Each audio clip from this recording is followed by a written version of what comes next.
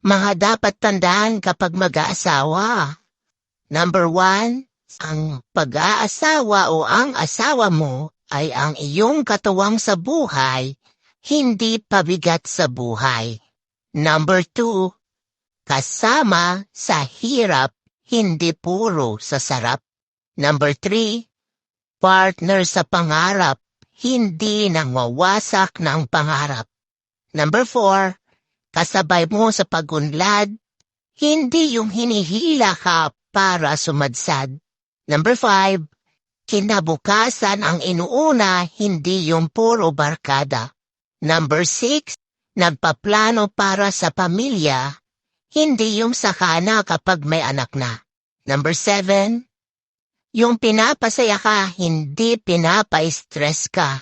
Number 8, nakikita ang iyong halaga at pagsasakripisyo para sa kanya, hindi yung baliwala ang iyong lahat ng ginagawa.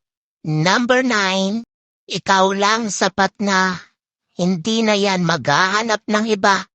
And number 10, mamahalin ka ng totoo, sa isip, sa salita at sa gawa, hindi lang puro salita. Yan ang mga dapat tandaan kapag mag-aasawa ka. Hindi madali. Pero kung mangingibabaw ang pagmamahal nyo sa isa't isa, makakayanan lahat ito.